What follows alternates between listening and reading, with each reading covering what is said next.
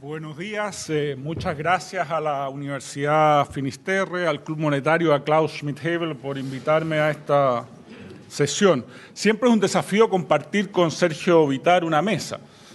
Hace un tiempo atrás nos tocó compartir un seminario y yo iba escuchando a la gente que iba saliendo y la gente había encontrado brillante la presentación de Sergio y lo mejor que habían dicho a la mía es que había sido ofensivamente técnica. Entonces siempre es un desafío compartir mesa con él. Yo voy a seguir fiel a mi tradición y voy a ser relativamente técnico, espero no ser ofensivo, sí. Yo voy a comentar básicamente dos dimensiones a propósito de lo que me pidió Klaus. Klaus me pidió que yo me concentrara un poco en lo que estábamos debatiendo, en el documento Bases para una nueva política de educación superior. Y yo voy a dividir mi presentación en dos grandes temas. Primero, 2016, por así decirlo, que viene la primera propuesta de gratuidad, y después voy a discutir el documento, que es un documento que siempre está cambiando, digamos. Curiosamente está subido ahí a la página web, pero cambia, alguien en la noche hace unos cambios, digamos, entonces está siempre en constante movimiento, digamos, entonces es difícil seguirlo, digamos, pero vamos a tratar de seguirlo en esa. Entonces, la política de gratuidad 2016, yo voy a ir muy rápido en esto. Las universidades, básicamente, ¿no es cierto?, lo que se ha establecido es que las universidades que van a ser beneficiadas son las del CRUCH y privadas fuera del CRUCH que cumplen los siguientes requisitos. Esto es un cambio reciente, digamos, 3 o más años de acreditación. Antes era 4 años de acreditación, pero si tiene 3, tiene que tener cumplido la acreditación en investigación. Eso básicamente va a hacerse cargo del hecho que había una privada al interior del Consejo de Rectores, ¿no es cierto?, que tenía 3 años de acreditación solamente, pero estaba acreditada en investigación también, entonces que esto resuelve el problema, digamos, ¿no? Entonces aquí no hay ninguna convicción, digamos, sino que básicamente un continuo de cambios para acomodar, ¿no es cierto?, las pretensiones de distintas instituciones, y yo creo que esto es muy grave porque tal como está construida la política, esto va a ser la regla en el futuro. Y voy a comentar sobre eso. También, originalmente, la corporación tenía que ser integrada solamente por personas naturales o por personas jurídicas sin fines de lucro, de forma tal de que el directorio estuviese compuesto por estas personas, pero se incluyó, y aquí todavía no encuentro cuál es la universidad que de alguna forma le permita acceder, digamos, que no nombren más del 10% del directorio personas con fines de lucro. Debe haber una institución por ahí que probablemente cuadra dentro de este criterio. Y que haya representantes de estamentos estudiantiles o funcionarios, a lo menos con derecho a voz, dice, en las bases cambia un poco este criterio, en algún órgano de gobierno superior. Eso es básicamente lo que tienen que cumplir las instituciones. Sabemos más o menos cuáles son las instituciones, a pesar de que no están anunciadas formalmente, pero sabemos más o menos cuáles son las instituciones que cumplirían con estos criterios, ¿no es cierto? En el caso de los institutos profesionales y centros de formación técnica se pide solamente que estén acreditados, no importa cuál sea el número de años, digamos, y que la persona jurídica sea sin fines de lucro. Si uno mira cuáles van a ser más o menos los elegidos, digamos, ¿no es cierto?, de las universidades del CRUCH, van a ser del orden de 170.000 jóvenes, de las universidades privadas, estoy pensando en los que son de los 5 primeros deciles, ¿no es cierto?, 10.400 estudiantes aproximadamente, van a quedar fuera del orden de 144.000, que siendo los 5 primeros quintiles, las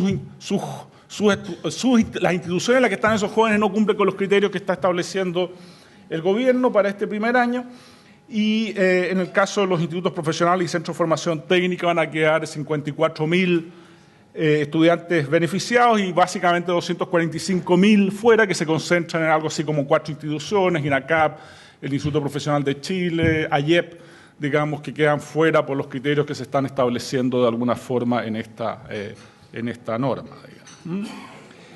Indudablemente que lo que llama la atención de todo esto, ¿no es cierto?, es básicamente que aquí parece estar esto hecho con pinzas para que calce con el financiamiento disponible y no necesariamente con los criterios que uno estimaría que son adecuados para asegurar que estos estudiantes sean beneficiarios, digamos. Entonces, claro, cuando uno va definiendo de esta forma la política pública, ¿no es cierto?, puede cometer muchas discrecionalidades y yo creo que lo que estamos observando, estos cambios de criterio, obedece un poco a eso. O sea, yo sé que tengo 452 millones de dólares, por decir una cifra, y más o menos esas son las cifras que se piensan. ¿Y cuánta población puedo capturar, digamos? Y los criterios son endógenos, por así decirlo, al monto de financiamiento que tengo. Y yo creo que esa es una mala forma de hacer política pública, digamos. Ahora, ¿cómo se hace esta transferencia? Aquí se han mencionado dos alternativas. Son parecidas, pero no son estrictamente iguales. Probablemente la que va al final a quedar como regla va a ser la alternativa 2. ¿No es cierto?, donde el Mineduc cancelaría el arancel de referencia. Si este es menor que el arancel efectivo que tienen las instituciones, habría un aporte suplementario que no podría superar el 20% del arancel de referencia.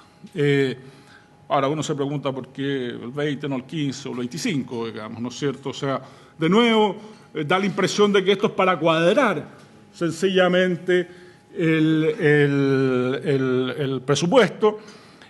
Y aquí, claro, van a haber instituciones, y esto es preocupante, porque aquí van a haber instituciones que van a poder, por así decirlo, financiar ciertas carreras y no otras.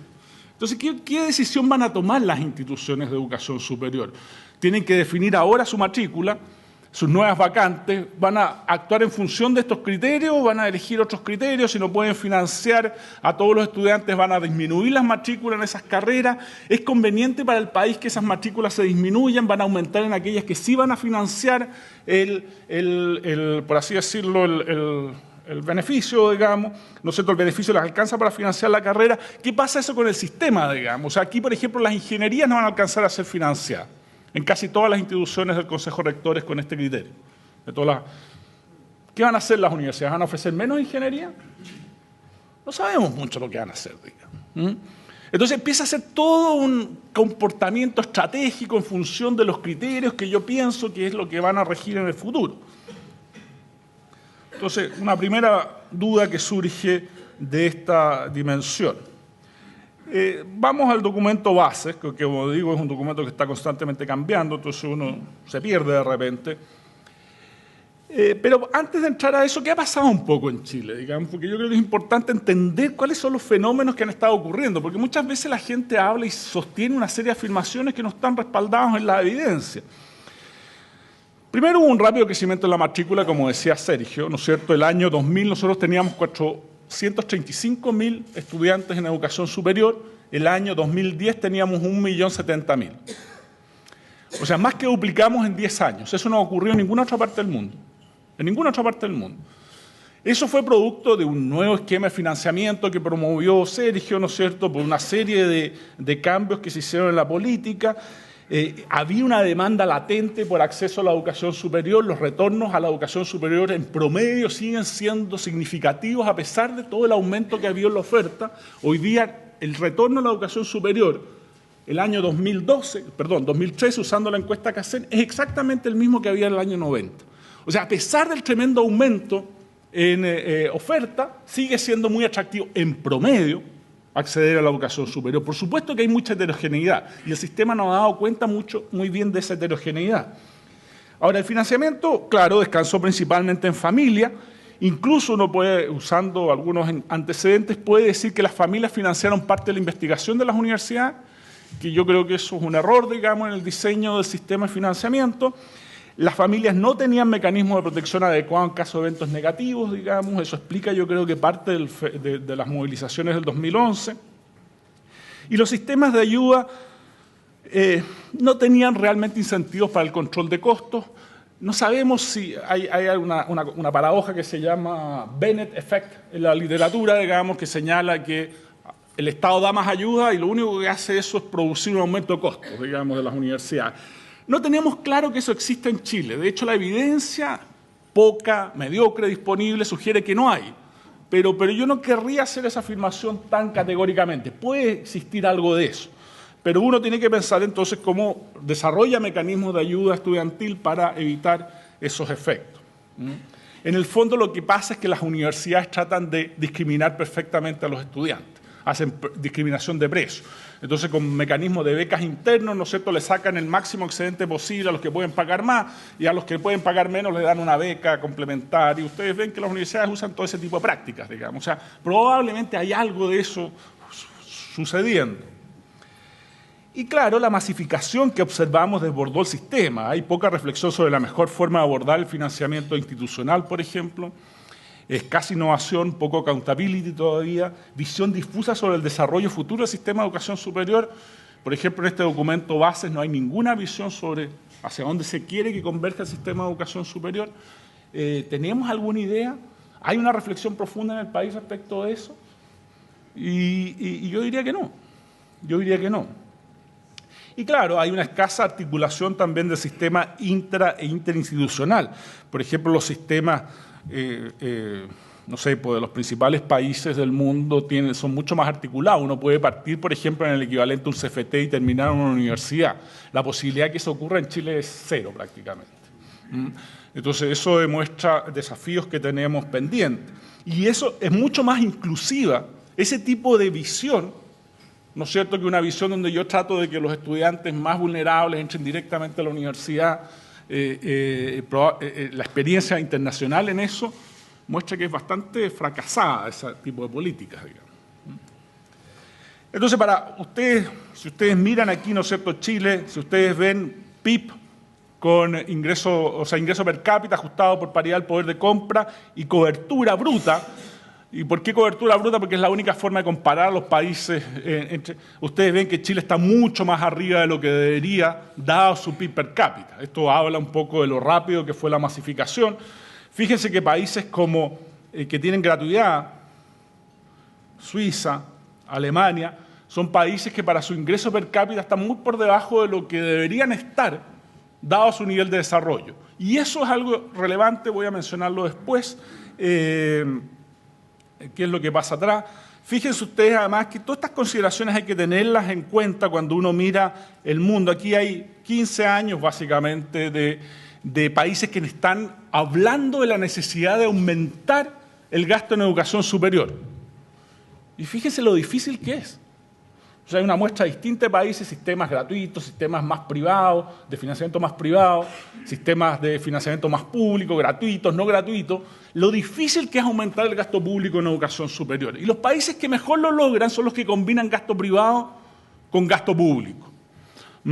Ahora, hay países como Inglaterra que ha ido disminuyendo su gasto público en términos relativos y aumentando su gasto privado, pero en general esta es una tarea muy difícil. Entonces, fíjense en Chile. Chile ha ido aumentando su gasto público en términos relativos. Tiene un gasto importante, 2,5% del producto que gastamos nosotros en educación superior. Gran parte de ese gasto es privado, financiado por familias. Y la pregunta es, si nosotros sustituimos ese gasto privado enteramente, ¿va a ser capaz el Estado de sustituirlo en plenitud? Yo creo que no. Yo creo que esto es un wishful thinking, por usar las palabras de la presidenta. Y eso es lo que estamos viendo a propósito de la política de gratuidad, que la estamos rechazando, porque claro, la inercia, hay ciertos programas y otras necesidades, entonces tenemos que repensar bien en ese contexto esta política. Y claro, uno se pregunta si estamos seguros que queremos seguir además este camino. Fíjense ustedes cómo se distribuiría eventualmente el gasto de gratuidad adicional en Chile. Esto haciendo estimaciones a partir de la CACEN, a partir de una serie de fuentes, son imperfectos, pero nos dan una orden de magnitud, digamos. Casi el 50% del gasto de gratuidad se utilizaría en el 20% mayores ingresos. Entonces, no sé si realmente queremos... Por eso que yo encuentro muy positivo que el gobierno esté como diciendo vamos a ir a la gradualidad, vamos a ir de a poco, digamos. Yo creo que eso revela que hay una reflexión un poquito más profunda respecto a estos temas. Vamos a las bases concretas. Básicamente son 5 grandes temas, digamos, los que están tratados ahí, el nuevo marco regulatorio, el sistema común de ingresos, ahí se propone un sistema común de aseguramiento de la calidad, y ahí hay como 3 temas nuevos, digamos. Uno, un umbral de suficiencia, que que todas las instituciones tendrían que cumplir un umbral de suficiencia, y a mí me parece que eso es incompatible con lo que es la idea de un sistema de acreditación. Después voy a comentar sobre ello. Hay una acreditación integrada que yo no sé mucho cómo se va a hacer en la práctica, digamos, después voy a comentar también sobre eso. Y hay un cambio en composición corporativa del Consejo Nacional de Educación. Esos son como los tres grandes temas, que yo creo que ese es el aspecto más positivo, me parece adecuado que vaya en esa dirección. Y está el nuevo sistema de financiamiento, que es como el tema más grande tal vez de lo que está aquí, digamos, ¿no? En este documento. Ahora, cuando uno mira el marco regulatorio, se introduce este marco nacional de cualificaciones que está bien, digamos, como criterio, pero es independiente del desarrollo del sistema de educación superior, en estricto rigor. En cambio, aquí se lo mezcla de una forma que es difícil de entender y no se entiende cuál es la racionalidad que está aquí. Por ejemplo, se sostiene que las instituciones de educación superior deberían expresar su oferta formativa respecto a los niveles que este instrumento establezca. O sea, las universidades van a tener, o los institutos profesionales, pero concentrémonos un poco en las universidades, van a tener que adaptarse a este marco nacional de cualificaciones, que ciertamente en todos los países donde existe tiene otro propósito. Nadie pensaría en Australia, Nueva Zelanda, digamos, que las universidades tienen que adaptarse a este marco de cualificaciones. Entonces yo creo que se están confundiendo aquí los planos y eso demuestra de alguna forma la insuficiente reflexión que hay sobre esto. Curiosamente, cuando una institución se quiere abrir, ¿no es cierto?, ahora se reemplaza, ni siquiera se menciona, ustedes saben que el documento no menciona el Consejo Nacional de Educación, que hoy día es la institución a cargo del licenciamiento de todas las instituciones de educación superior. Y lo ha hecho bastante bien. María José Lemaitre, que le dio el impulso inicial a esto, creo que hizo una muy buena tarea creando, digamos, criterios para establecer en qué momento una institución se vuelve autónoma. Y así ha funcionado el sistema. Eso se reemplaza, se desconoce por qué, y se crea como un triunvirato para darle la partida a una nueva institución, donde además se involucra la autoridad política. Yo no sé qué tiene que ser la futura Subsecretaría de Educación Superior en esta materia. ¿Por qué la autoridad política tiene que estar involucrada en la definición de cómo una institución se va creando?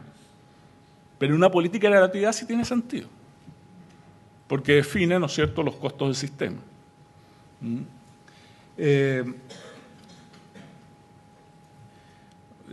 Después no hay ninguna señal concreta de cómo se va a establecer la provisión efectiva del lucro. Se dice que va a haber provisión efectiva del lucro, pero hay instituciones que hoy día la ley permite que haya sociedades relacionadas, ¿no es cierto?, que le prestan, por ejemplo, la infraestructura a la institución, cobran un arriendo, la institución paga ese arriendo. Hoy día eso no va a poder ocurrir, pero ¿cómo se produce esto? ¿Lo vamos a solucionar igual que en el sistema educacional?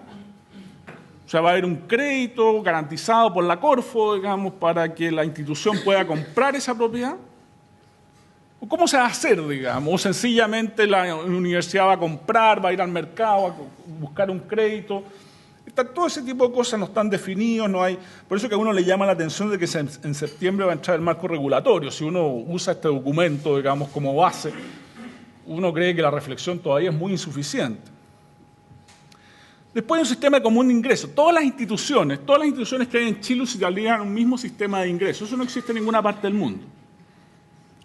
Y la pregunta es ¿por qué?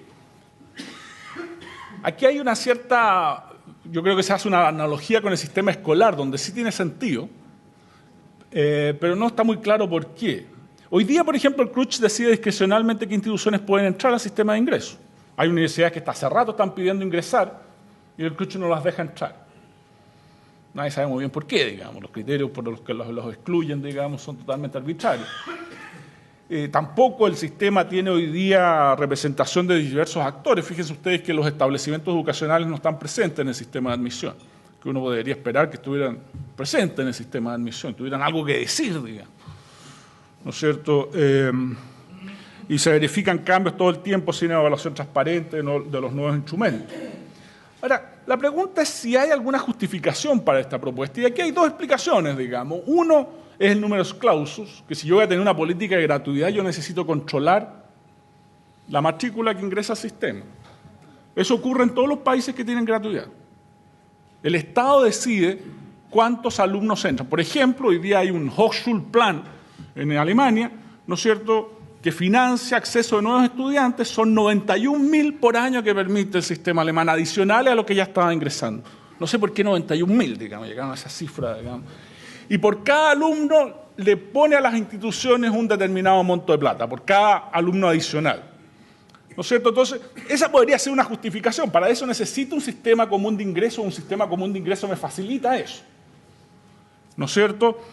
O lo otro es que esté bien pensado, pero eso no se desprende de la lectura del documento, que es una forma de ampliar las posibilidades de elección de los jóvenes, que va a haber una plataforma virtual donde va a estar toda la información muy bien condensada de todas las instituciones, entonces los jóvenes van a poder tomar mejor sus decisiones, pero eso no se dice en el documento, pero pensemos que esa es la razón por la que se está postulando un sistema único de ingreso, digamos, para todas las instituciones.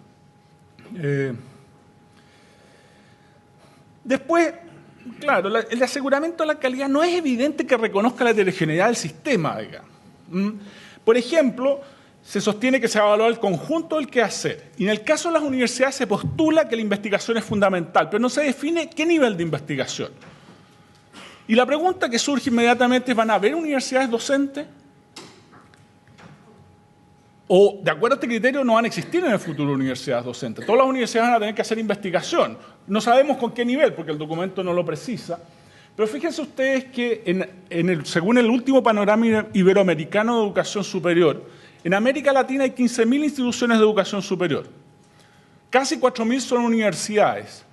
De esas universidades, 67 son complejas. ¿Qué significa complejidad en esta definición? Universidad de Chile, Universidad Católica, Universidad de Concepción. Esas serían las únicas instituciones en Chile que cumplirían. Y hay casi 200 universidades que son emergentes en investigación.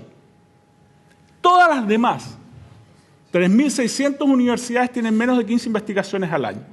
Y por lo tanto no califican como universidades de investigación de acuerdo a este criterio. O sea, ninguna de esas universidades podría ser universidad según estos criterios, digamos. Entonces tiene mucho más sentido calificar universidades, ¿no es cierto?, y hacer la distinción, cada una pueda cumplir sus misiones, más que establecer estos criterios de esta naturaleza, que es como decir, una universidad tiene que cumplir con estas características, ¿no es cierto? Entonces la pregunta es si esto es compatible al final con un sistema de acceso masivo. Los sistemas masivos son por definición muy heterogéneos en términos de las instituciones que los componen. Y claro, si uno dice que las universidades tienen que hacer investigación, vamos a permitir que todas las universidades entonces puedan acceder a los fondos basales, a los fondos que se están estableciendo para estos propósitos. Nada de eso está adecuadamente resuelto, creo yo. Después se habla de una acreditación comprensiva, que ocurre en un solo momento del tiempo. Y se dice el documento, habla de una evaluación positiva de un conjunto de sus carreras. Positiva supongo que por mayor que cero, digamos. Además de medicina y pedagogía. Pero ¿cuántas carreras son? Además dice después que el porcentaje de carreras a evaluar disminuirá en la medida que el sistema interno de gestión de la calidad sea mejor evaluado. Pero un sistema de aseguramiento de la calidad justamente lo que quiere verificar es que haya un sistema interno de gestión de la calidad, digamos. Entonces, no se entiende, digamos, no se entiende y de nuevo yo creo que hay insuficiente reflexión. Y después este umbral de suficiencia que se va a hacer anualmente, que parece que quedaría fuera del Consejo Nacional de Acreditación, y no queda muy claro quién lo hace. ¿Pero qué significa esto en la práctica, si uno está entendiendo la lógica? Uno de los peores, y eso no es culpa de Sergio, digamos, pero una de las peores dimensiones que tiene este sistema de aseguramiento de la calidad es que una institución se puede acreditar por 2 años. Y se puede acreditar permanentemente por 2 años. Entonces, no hay mejoramiento continuo en la práctica. Fíjense ahora que una institución, hace poco, digamos, una institución que se había acreditado por más años, ahora se acredita por menos. ¿En qué sistema del mundo existe algo así? Los sistemas de acreditación son sistemas donde las instituciones se acreditan porque tienen un proceso de mejoramiento continuo o no se acreditan. Y eventualmente la primera vez hay una calificación intermedia. ¿No es cierto? Y así funcionan los sistemas de... No existe esta cosa de que alguien está acreditado y después se puede bajar a menos años de acreditación. Entonces, algo estamos haciendo mal y no parece que esto resuelva adecuadamente ese problema. El financiamiento de la docencia. Hay muchas interrogantes aquí. Más o menos sabemos que va a haber un arancel regulado, que es un concepto nuevo, no existe hoy día algo así como un arancel regulado, determinado por un panel técnico que establece costos reales de la docencia. Y dice, y aquí debería haber unas comillas, que son costos iguales para todas las instituciones de educación superior. O sea, en estricto rigor hay una sola forma de hacer ingeniería, una sola forma de hacer derecho, una sola forma de hacer pedagogía. Eso es lo que uno desprende de este documento, digamos. Pero para las estatales un monto mayor por costos de transacción asociados a las regulaciones. Uno podría preguntarse, bueno, ¿por qué no mejor cambiamos esas regulaciones para evitar esos costos de transacción, digamos? Y entonces la transferencia va a depender de las carreras y el número de estudiantes, básicamente. Pero como en estricto rigor el número de estudiantes determina el costo, al final también el Estado va a tener que determinar el número de estudiantes que pueden ingresar todos los años a cada institución. Entonces, claro, uno se empieza a preguntar, bueno, ¿qué estamos pensando? ¿Estamos pensando en producción en serie? Una especie de visión fabril de la educación, digamos, donde todas las universidades producen el mismo tipo de ingenieros, el mismo tipo de abogados, no sé. Al regular por costo, hasta aquí podemos tener programas muy costosos porque sean totalmente irrelevantes, poco pertinentes. ¿Tiene sentido? ¿Dónde están los incentivos para hacer programas que sean valiosos para la sociedad?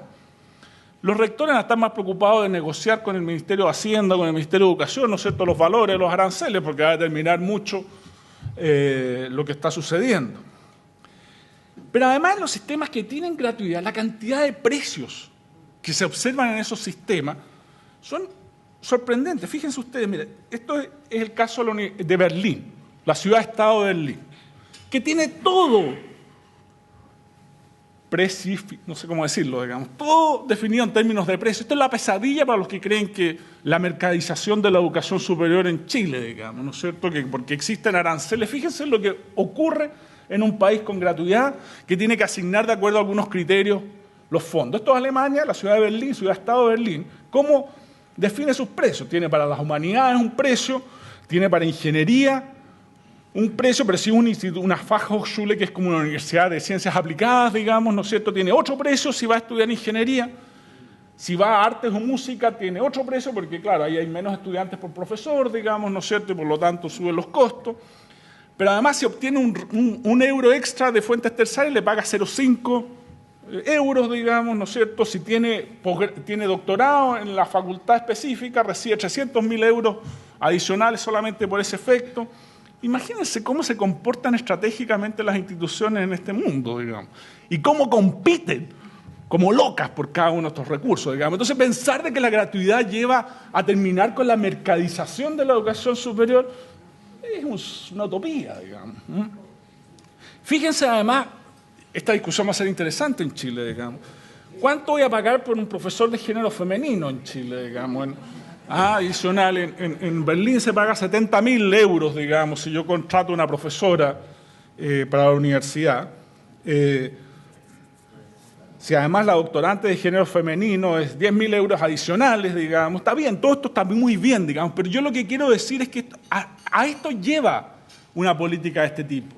No hay que hacerse ilusiones de que esto va a ser una cosa, va a ser como un mundo perfecto, digamos. Tengo que volver atrás, perdón. Pero estoy terminando, Klaus.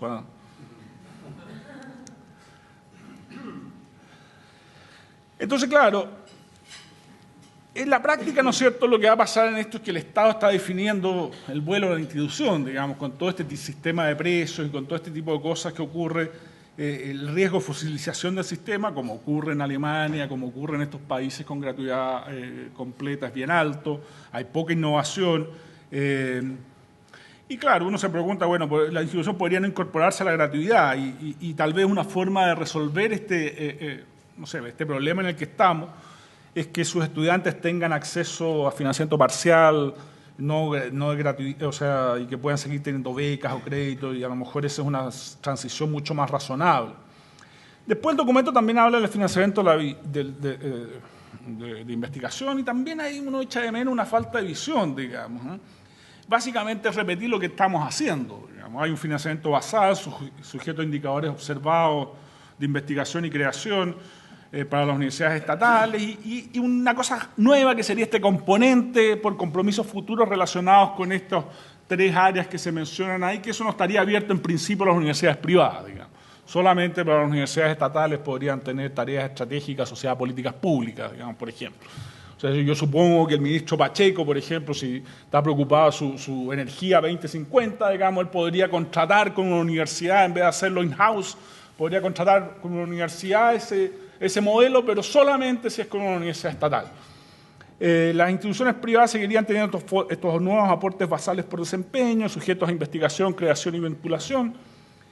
Todas las universidades podrían seguir teniendo acceso a CONICYT y fondos concursables, pero hoy día sabemos que el financiamiento orientado por desempeño es tremendamente débil, digamos, no hay realmente control sobre eso. No habría ningún financiamiento nuevo orientado a innovación, por ejemplo, no está por lo menos contemplado en el documento. Después uno se pregunta, bueno, ¿queremos que nuestras universidades tengan el 150, no sé, pues, tengamos 1 o 2 universidades entre las 150 del mundo? ¿Y qué necesitamos para eso? No lo hemos discutido, yo no digo que tengamos que tenerlo, digamos.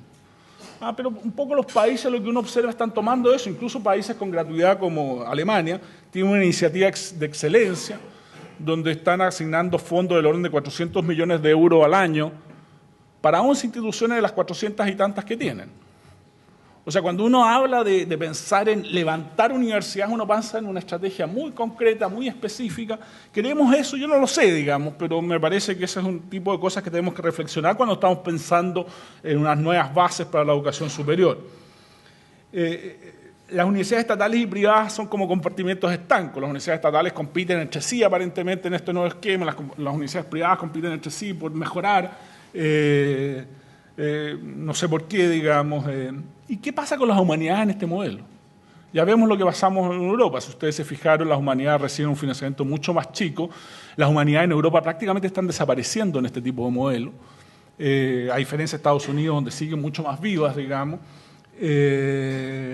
Y claro, ¿por qué? Porque al final se transforman en indicadores de desempeño, se transforman en una serie de indicadores para poder asignar los recursos, ¿no es cierto? Y las humanidades salen perdiendo. Y eso a mí me parece que es tremendamente... Y después, respecto a la institucionalidad, no sé, se crea una superintendencia, subsecretaría, no está muy claro en el documento cómo esto juega con el eventual compromiso del Ministerio de Ciencia y Tecnología. Como decía, el Consejo Nacional de Educación no ha mencionado las bases, no es muy claro qué pasa con el Consejo Nacional del que hoy día hace toda la labor de licenciamiento, la hace este Consejo. Parece sobrar, digamos, por alguna razón le sobró, digamos, en su análisis al gobierno, y tampoco hay una preocupación efectiva, ustedes leer el documento, digamos, por la educación superior técnico-profesional, que hoy día, como decía Sergio, representa, de cada alumno que entra hoy día, en la mitad va a la educación superior técnico-profesional. En algún momento la educación superior técnico-profesional llegó a representar apenas el 29% de la educación superior, y hoy día está representando prácticamente el 43%.